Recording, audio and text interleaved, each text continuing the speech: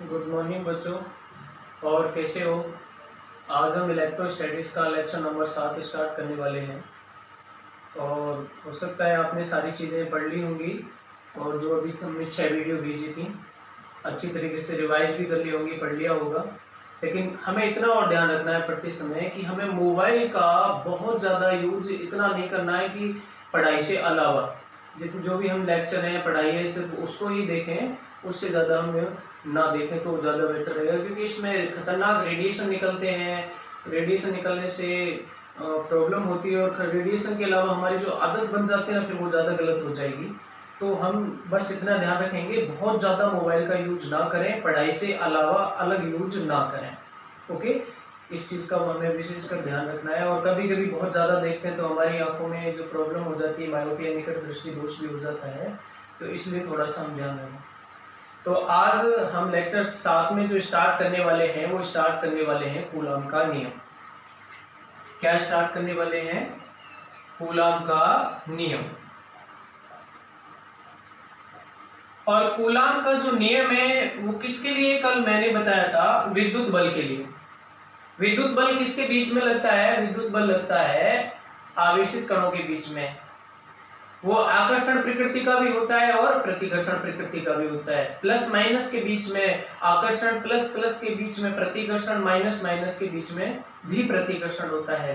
तो विद्युत बल थोड़ा सा कल मैंने बताया था कि ये संरक्षी बल होता है, ठीक है, कभी से नष्ट नहीं किया जा सकता, और इसके अंतर्गत किया गया कार्य पथ पर निर्भर नहीं करता है। हम 11वीं क्लास में भी पढ़ते हैं इस तरीके से। तो ये थोड़ा सा हमें बस ध्यान रखना है इसके लिए, बेसिक चीजों का। और विद्युत बल के बारे में, कोई सा भी जो बल है उसके बारे में जो उन्होंने बताया था, वो बताया था न्यूटन ने। और न्यूटन के 3 नियम हमको अच्छी तरीके से पता है, और वो तीनों नियम अच्छी तरीके से याद होने चाहिए। तो अब जो विद्युत बल लगता है आवेशों के बीच में, उसका मान कितना होता है, उसका गणितीय गणना कैसे करेंगे, उसके लिए कूलाम ने बताया था। और कूलाम ने जो ये सूत्र दिया था, प्रयोगों के आधार पर, लैब में प्रयोग किए, प्रैक्टिकल किए, उनके आधार पर ये चीजें बताई थी। तो उन्होंने बताया था कि दो बिंदु आवेशों के बीच में, बिंदु आवेश के बारे में ही कल ज्यादा चर्चा करेंगे। क्योंकि कूलाम का नियम मोस्टली वैलिड किसके लिए है? बिंदु आवेशों के लिए ही वैलिड है। बिंदु आवेश कल मैंने आपको बताया था क्या किस तरीके से है, थोड़ा सा और बता देता हूँ कि कोई पॉइंट चाहिए, जैसे बिंदुवत है, जैसे मान कम है या छोटे आकार पर आवेश है, हम उसको बिंदुवत आवेश कहते हैं। अब इसको जैसे कोई एक स्फीयर है, और स्फीयर को कोई मैंने आवेश दे रखा है, तो उस स्फीयर को मैं बिंदु आवेश नहीं कहूंगा। लेकिन हाँ, बहुत दूर से इसको स्टडी कर रहा हूँ, देख रहा हूँ, इसका आकार मुझे बिंदुवत नजर आ रहा है, तो मैं इसको बिंदु आवेश जरूर मान सकता हूँ। तो ध्यान रखना, कूलाम का नियम मोस्टली किसके लिए है? केवल बिंदु आवेशों के लिए। और इसके लिए सूत्र क्या बताया उन्होंने? सूत्र बताया कि दो बिंदु आवेशों के बीच में लगने वाला बल दोनों आवेशों के परिमाण के गुणनफल के समानुपाती और उनकी बीच की दूरी के वर्ग के व्युत्क्रमानुपाती होता है। ये चीज मैं लिखूंगा अभी, किस तरीके से बताया था कूलाम का नियम। इस नियम के अनुसार, इस नियम के अनुसार वैद्युत बल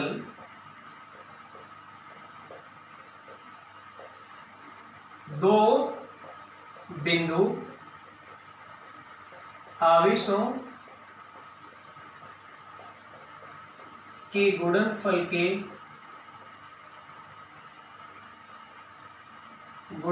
के समानुपाती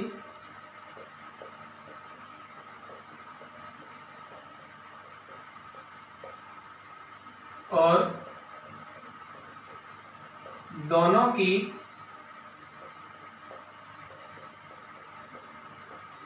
बीच की दूरी के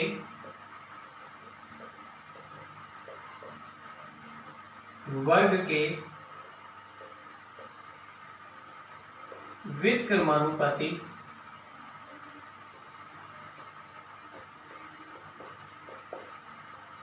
रेसिप्रोकल होता है। ये कुछ ऐसे हैं जैसे 11th क्लास में हम गुरुत्वाकर्षण का नियम पढ़ते हैं ना, न्यूटन ने जो गुरुत्वाकर्षण का नियम बताया था वहां द्रव्यमानित कणों के लिए है, लेकिन यहाँ पर सिर्फ और सिर्फ आवेशित कणों के बीच में। जैसे आवेशित कण है, पहला बिंदु आवेश है Q1 प्लस Q1, दूसरा बिंदु आवेश प्लस Q2, दोनों के बीच की दूरी कितनी है, स्मॉल r। तो इस तरीके से इसका फॉर्मूला क्या होगा, इन दोनों चीजों को देखते हैं तो हम तो बल को F से निरूपित करते हैं। F समानुपाती, पहली कंडीशन क्या है हमारी, दोनों के गुणनफल के समानुपाती, तो Q1 इंटू Q2, ठीक है। तथा दूसरा पॉइंट हमारा क्या है, दोनों के बीच की दूरी के वर्ग के व्युत्क्रमानुपाती, तो F समानुपाती 1/r²। व्युत्क्रमानुपाती में नीचे आता है, स्क्वायर के व्युत्क्रमानुपाती होता है, स्क्वायर के व्युत्क्रमानुपाती होता है, वर्ग के व्युत्क्रमानुपाती होता है, तो इसलिए हम इसको व्युत्क्रम का नियम भी बोलते हैं, ठीक है। तो कूलाम का नियम व्युत्क्रम के नियम का पालन करता है। ओके, अब हम इन दोनों नियमों को मिला देते हैं तो फिर क्या होता है, देखिए एक साथ कंबाइन कर लें, एक साथ लिख दें तो क्या हो जाएगा बेटा,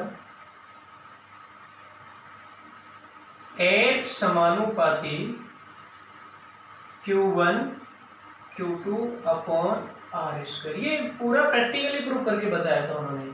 अगर हम यहाँ पर आवेश का मान बढ़ाते हैं, Q1 का मान बढ़ाए या Q2 का मान बढ़ाए तो गुणनफल भी बढ़ जाएगा, तो उनके बीच का बल भी बढ़ जाएगा। और दूरी का मान बढ़ाते हैं तो दूरी का मान बढ़ाने से नीचे आ रहा है, हर में आ रहा है, तो इसका बल का मान घटेगा। इस सूत्र से आपको पता चल रहा होगा। और दूरी का मान घटाते हैं तो बल का मान बढ़ जाएगा, और आवेश का मान घटाते हैं तो बल का मान घट जाएगा। तो ये उन्होंने प्रैक्टिकली प्रूव करके बताया था, ठीक है। अब बात आती है कि समानुपाती को चिन्ह को किस तरीके से हटाएं। ये आप अच्छी तरीके से जानते हो कि समानुपाती चिन्ह को हटाने के लिए किसी नियतांक से गुणा करेंगे, और वो नियतांक हम क्या देते हैं, k। तो क्या हो जाएगा, F बराबर k Q1 Q2/r²। Okay, k क्या है यहाँ पे बेटा, समानुपाती नियतांक, समानुपाती नियतांक, ठीक है, समानुपाती नियतांक। अब ये जो k का जो मान है ना, ये कई नियतांकों का मिला हुआ भाग होता है, ये अकेला एक नियतांक नहीं होता, ये कई नियतांकों के उसका मान कितना होता है, k = 1/4πε0।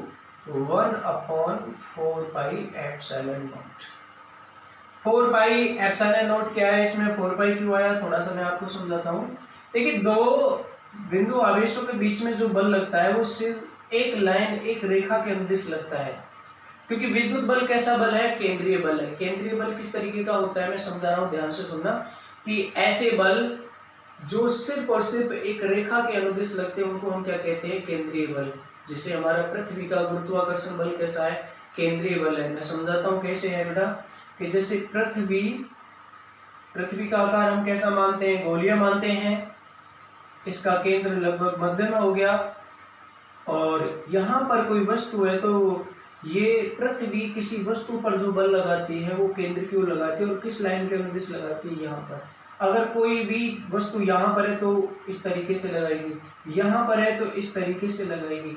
तो इस वस्तु का और इसके बीच में जो बल लगेगा, इस लाइन के अनुदिश लगेगा, इसके लिए लगेगा तो इसके लिए अलग लगेगा। जितनी भी अलग अलग वस्तु है ना इस पृथ्वी पे, पूरे पे, सभी पर, उस सभी के लिए उसका जो बल होगा अलग अलग क्रिया रेखा के अनुदिश लगता है। ओके, इसलिए हम कैसा बल कहते हैं इसको, केंद्रीय बल। तो ठीक हम यहाँ पर इसको इस तरीके से समझ सकते हैं कि एक बिंदु आवेश जो है उसका जो प्रभाव रहता है, जैसे ये आपका धनात्मक बिंदु आवेश है बेटा, इसका जो प्रभाव रहेगा सभी दिशाओं में चारों तरफ रहेगा समान रूप से। अगर माध्यम एक जैसा है, माध्यम में समझाऊंगा कि माध्यम का क्या प्रभाव होता है। जैसे ये धनावेश है, इसके पास में कोई धनावेश रखते तो प्रतिकर्षण बल यहाँ भी लगेगा, यहाँ रखते तो यहाँ भी लगेगा, यहाँ रखते तो यहाँ भी लगेगा, यहाँ रखते हैं तो यहाँ भी लगेगा, सभी दिशा में लगेगा, मतलब गोलीय रूप बन जाएगा इसका। ये बात समझ में आ रही होगी। तो ये भी कैसा बल है, केंद्रीय बल। कि जब इससे क्या पता चला कि दो आवेशों के बीच में जो बल लगता है सिर्फ और सिर्फ एक क्रिया रेखा के अनुदिश लगता है, एक ही रेखा के अनुदिश लगता है। ये दोनों प्लस प्लस के तो प्रतिकर्षण करेंगे, ये इसको भी प्रतिकर्षित करेगा और ये इसको भी प्रतिकर्षित करेगा और समान बल से करेगा। और क्यों करेगा ये अभी प्रूफ भी होगा थोड़ी देर बाद में। तो ये जो बल लगेगा दोनों आवेशों के बीच में, इस रेखा के अनुदिश लगेगा, इसको केंद्रीय बल कहते हैं। अब आता है समझ में। तो अब यहाँ पर 4 पाई किस तरीके से आया, तो देखिए इसका अभी मैंने बताया, इसका जो प्रभाव रहता है गोलीय प्रभाव रहता है, चारों तरफ रहता है। तो यहाँ पर पूरा जो कोण बनेगा इस गोले के पृष्ठ के द्वारा केंद्र पर, वो कैसा बनेगा 4 पाई। तो यहाँ पर हम कितने आवेशों के बीच में लगा रहे हैं बल, 2 आवेशों के बीच में, और दोनों आवेशों के बीच में कितनी क्रिया रेखा है, 1। तो एक क्रिया रेखा कितने कोण के लिए आएगी, 4 पाई कोण के लिए, सॉरी 1/4 पाई के लिए, क्योंकि 4 पाई में कितनी सारी रेखाएं आ जाती हैं। कैसे, देखिए बेटा ये स्फीयर है और यहाँ पर कोई बिंदु आवेश रखा है इसके केंद्र पर, एक आवेश यहाँ पर रखा है Q1, एक आवेश Q2 यहाँ पर रखा है, ये आवेश Q3 यहाँ पर रखा है, Q4 यहाँ पर रखा है, बहुत सारे इस पर आवेश हम मान सकते हैं। तो इस आवेश के बीच में क्रिया रेखा बल ये होगी, दूसरा ये होगा, तीसरा ये होगा, इसके लिए अलग होगा और भी रखते हैं, तो इस तरीके से होगा। तो इस 4 पाई कोण में बहुत सारी लाइन है, लेकिन मुझे चाहिए एक, ठीक है ना। तो 4 पाई कोण में बहुत सारी लाइन आ गई, तो एक लाइन के लिए कितना कोण आया, 1/4 पाई जो हमने लिया है। और बात आती है एप्सिलॉन नॉट क्या है बेटा, यहाँ पर एप्सिलॉन नॉट है निर्वात। नॉट जो प्रयोग किया जा रहा है वो निर्वात के लिए किया जा रहा है, निर्वात की विद्युतशीलता। वैद्युतशीलता या विद्युतशीलता बात एक ही है, निर्वात की विद्युतशीलता होती है। विद्युतशीलता को विद्युत पारगम्यता भी कहते हैं, सिर्फ और सिर्फ ये निर्वात के लिए होती है। ये क्यों यूज की जाती है, देखिए यहाँ पर दोनों आवेशों के बीच में जो बल लग रहा है, अगर इनके बीच में निर्वात है, कोई माध्यम नहीं है, कोई चीज रुकावट नहीं है, तो बल सबसे ज्यादा लगेगा।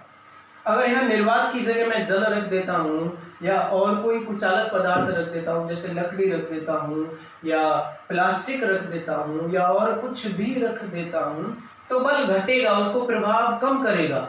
और कम करेगा तो इसको हम कहाँ लेंगे, नीचे, ऊपर तो ले नहीं सकते। अगर ऊपर लेंगे तो ये बढ़ जाएगा बल, लेकिन ऐसा नहीं होता, ये नीचे आएगा। तो इस नियतांक का मान इस तरीके से ये हमने लिया है। अगर इसकी जगह निर्वात की जगह कोई माध्यम रख दें तो विद्युतशीलता किसकी आ जाएगी, माध्यम की आ जाएगी। विद्युतशीलता या विद्युत पारगम्यता, पार करने वाली, अगर हम कोई माध्यम रखते हैं तो जो बल की पारगम्यता होती है, पारदर्शिता होती है, वो माध्यम से कम हो जाती है। सबसे ज्यादा कहाँ पर होती है, निर्वात में हो जाती है। ये सेम कहानी इस तरीके हम और समझ सकते हैं इसको, कि जैसे एक चुंबक का उत्तरी ध्रुव और दूसरी चुंबक का दक्षिणी ध्रुव एक दूसरे के दूर रखे हो, थोड़े से पास में नहीं लाए, पकड़ के रखें, तो ये आकर्षण बल लगाएंगे, ठीक है। अभी निर्वात है या वायु तो ज्यादा लगेगा। अगर इनके बीच में कोई लकड़ी रख दी जाए या कोई कागज रख दिया जाए या पानी रख दिया जाए या और कोई माध्यम रख दिया जाए, तो इसका प्रभाव कम हो जाएगा। ठीक उसी प्रकार यहाँ पर है, तो उसको सूत्र में सही जगह रखने के लिए कहाँ रखेंगे, नीचे, क्योंकि माध्यम से उसकी वैद्युतशीलता भी बढ़ेगी, तो ये नीचे बढ़ेगा, तो तभी इसकी वैल्यू कम होगी। तो अगर ये वैल्यू हम यहाँ पे रख देते हैं तो किस तरीके से होगा, ये आपको चीज उतारनी नहीं है, नोट नहीं करनी है बेटा, ये तो मैंने बस समझाई आपको। तो ये फॉर्मूला क्या हो जाएगा, F = 1/4 pi epsilon not Q1 Q2/r²। तो देखिए बेटा, यहां तो खाली मैंने परिमाण लिखा है बल का। आवेश ये अगर एक ऋणात्मक है दूसरा भी ऋणात्मक है, तो इन दोनों की जो मल्टीपल होगी, माइनस इंटू माइनस वो भी प्लस में होगी, तो ये भी प्रतिकर्षण होगा।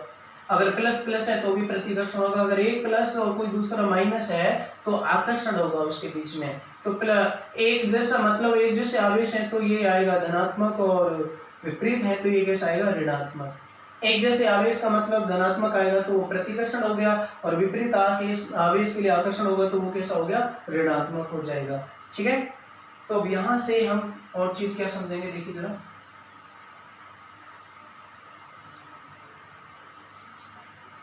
हम विद्युतशीलता एप्सिलॉन नॉट को विद्युत पारगम्यता भी कहते हैं, यानी कि दो आवेशों के बीच में जो लगने वाला जो प्रभाव है उसका आत्मक प्रभाव कितना है। ठीक है, ये चीज आप समझ गए होगे। अगर निर्वात है तो सबसे ज्यादा है, पारगम्यता आना जाना बहुत ज्यादा है, जैसे पारगम्यता का पार होने वाला बल का प्रवाह। ठीक है, अगर यहाँ पर कोई माध्यम रख दिया जाए दोनों आवेशों के बीच में तो विद्युत पारगम्यता बढ़ जाएगी, सॉरी विद्युतशीलता क्या हो जाएगी, बढ़ जाएगी। तो उनके बीच का जो बल है ना वो क्या हो जाएगा, घट जाएगा। ओके, इस चीज को आप ढंग से समझना।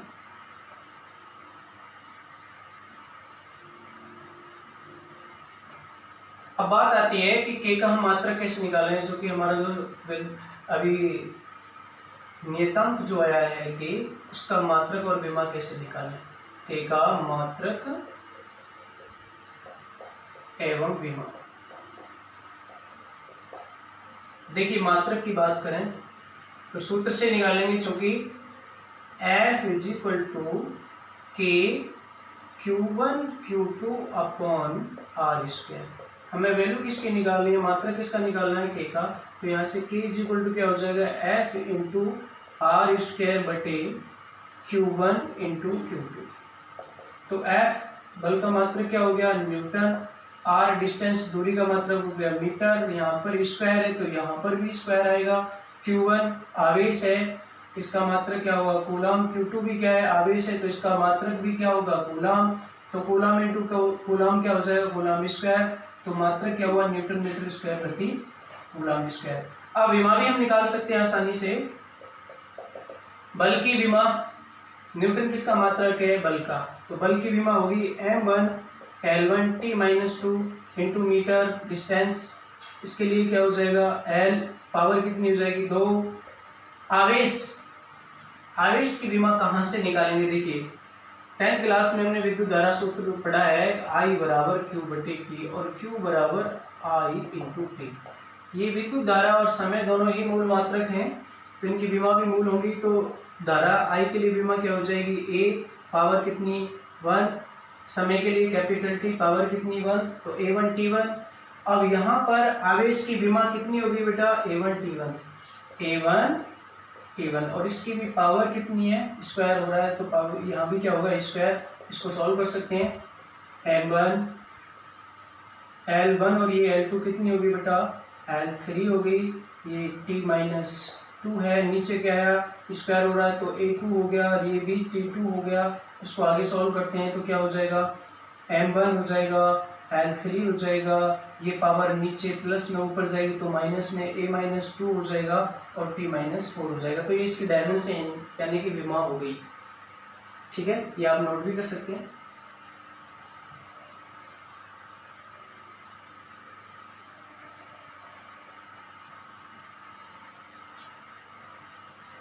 रब कर दो, आपने देख लिया होगा, समझ लिया होगा।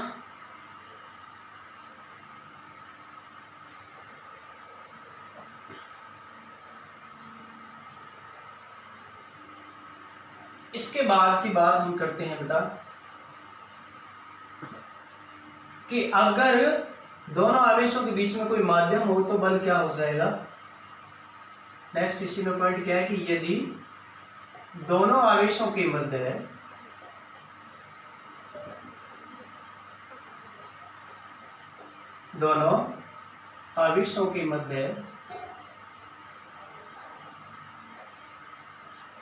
कोई माध्यम,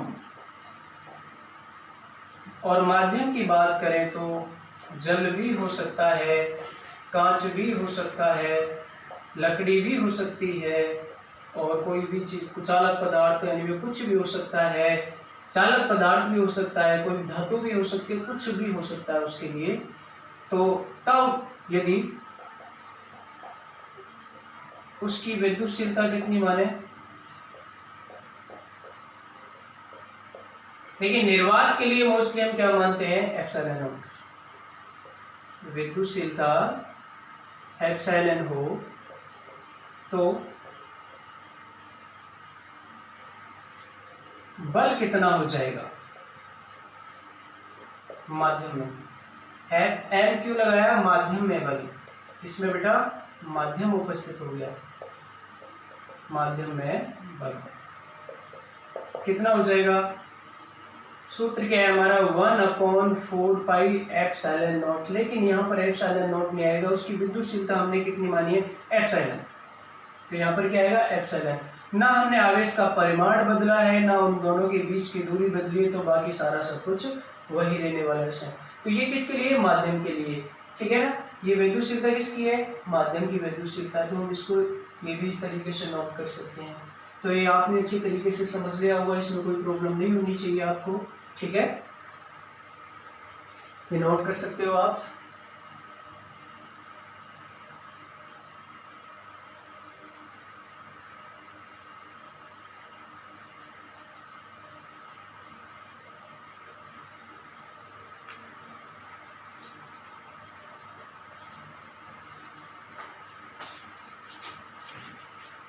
एक बहुत इंपॉर्टेंट चीज, यहां पर हम एप्सिलॉन को निरपेक्ष वैद्युतशीलता भी बोलते हैं, निरपेक्ष वैद्युतशीलता।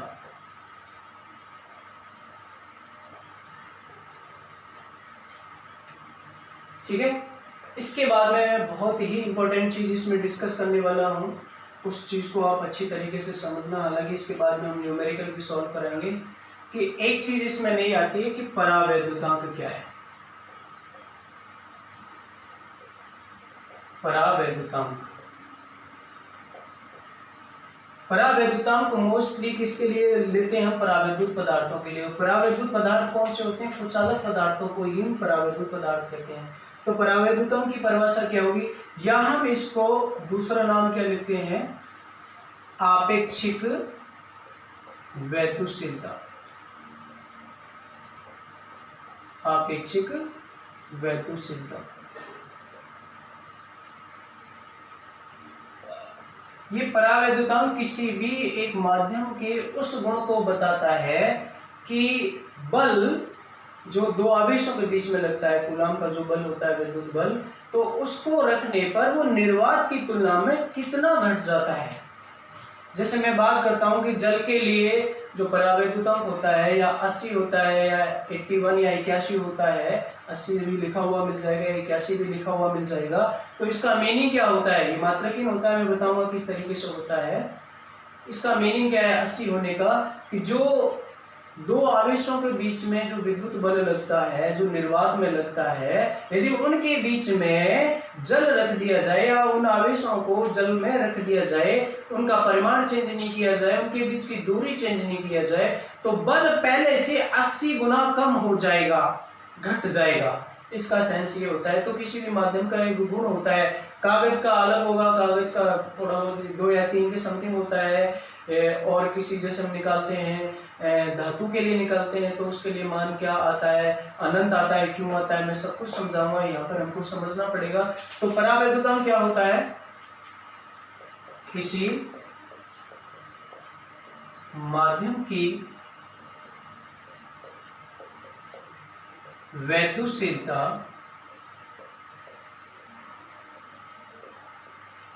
माध्यम की वैद्युतशीलता को किससे डिनोट करते हैं? एप्सिलॉन से। और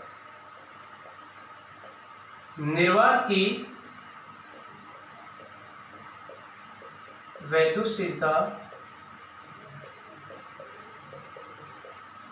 निर्वात की वैद्युतशीलता किससे डिनोट करते हैं? एप्सिलॉन नॉट का अनुपात क्या कहलाता है? आपेक्षिक वैद्युतशीलता, आपेक्षिक वैद्युतशीलता, इसको हम परावैद्युतांक भी कहते हैं। और इसका जो सिंबल है ना वो क्या लेते हैं बेटा? Epsilon are. आर का मतलब रिलेटिव, रिलेटिव का मतलब आपेक्षिक। कहीं आप इसके लिए के भी लिखा हुआ देख सकते हैं, लेकिन मैं के क्यों नहीं लूंगा? के कुछ देर पहले मैंने फॉर्मूले में यूज किया तो उससे कंफ्यूज भी हो सकते हैं। तो मोस्टली हम किससे नोट करेंगे? एप्सिलॉन आर से। तो ये क्या हो जाएगा बेटा? Epsilon R is equal to epsilon बटे एप्सिलॉन नॉट। इसको हम आसानी से देखिए किस तरीके से समझा सकते हैं। अभी बल माध्यम के किस तरीके से माध्यम में कम होगा या घटेगा, किस तरीके से अभी ढंग से समझाते हैं। तो एप्सिलॉन आर कितना हो जाएगा? एप्सिलॉन बटे एप्सिलॉन नॉट। ये भी विद्युतशीलता है और ये भी विद्युतशीलता है। तो ये दोनों ये कैसे हैं? एक समान राशि, तो दोनों का मात्रक समान होगा। तो ये कैसी राशि होगी? मात्रकहीन और विमानी। तो ये चीज आप नोट कर सकते हैं, एक नंबर में पूछ सकते हैं। तो जैसे जल के लिए एप्सिलॉन का मान कितना होता है, जल के लिए एप्सिलॉन आर बराबर 80 या 81 लिखा होता है। वायु के लिए कितना होता है, वायु के लिए होता है epsilon R is equal to 1.0054। तो लगभग इसको हम कितना मान लेते हैं, एक मान लेते हैं, बहुत ज़्यादा फर्क नहीं होता। और जैसे कांच के लिए निकालते तो कांच के लिए अलग होगा, कागज़ के लिए निकालते तो कागज़ के लिए अलग होगा, धातु के लिए निकालते तो धातु के लिए अनंत आएगा। इसको मैं सॉल्व करके बताऊंगा, तो ये चीज़ आप नोट करो, उतार लो इसको, बहुत ही इंपॉर्टेंट चीज़ है।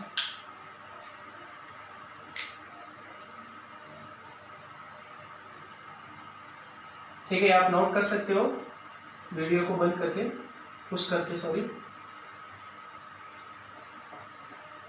अब मैं यहाँ पर एक बहुत ही इंपॉर्टेंट चीज बताने वाला हूं, देखिए किस तरीके से।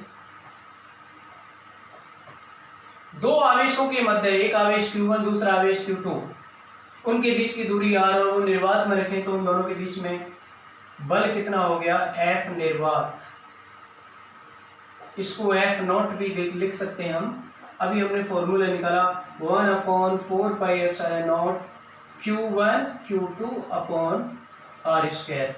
और माध्यम के लिए कितना होता है, F मीडियम, माध्यम 1/4π। माध्यम की विद्युतशीलता ε0 नहीं होगी बेटा, क्या होगी, एप्सिलॉन। आवेश वही रहेंगे, आवेशों के बीच की भी दूरी वही रहेगी। ये इक्वेशन नंबर फर्स्ट और ये इक्वेशन नंबर सेकेंड। ये चीज आप अच्छी तरीके से समझना किस तरीके से क्या है। इक्वेशन फर्स्ट और सेकंड को हम डिवाइड करें, समीकरण एक को किससे डिवाइड करें, किससे भाग दें, सेकंड से।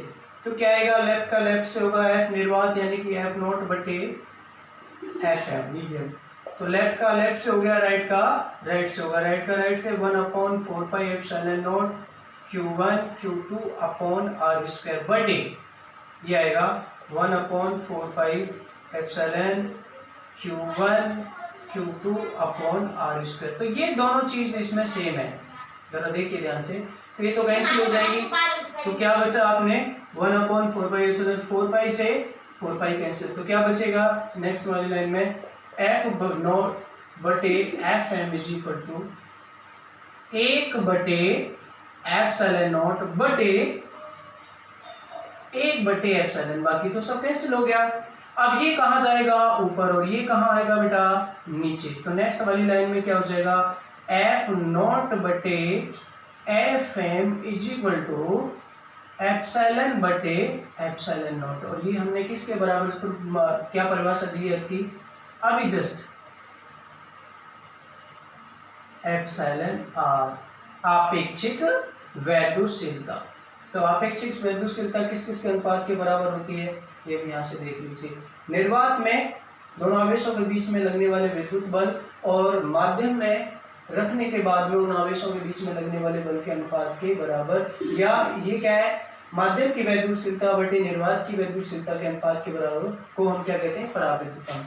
और परावैद्युतांक क्या है, आप इसको नोट भी कर सकते हो जो मैं बोल रहा हूँ। परावैद्युतांक किसी माध्यम का वह गुण है या वह सामर्थ्य है, सामर्थ्य को भी बताता है, वह गुण है जो ये बताता है कि दोनों आवेशों के बीच में लगने वाला बल निर्वात की तुलना में कितने गुना परिवर्तित हो जाता है, परिवर्तित बढ़ जाता है या घट जाता है।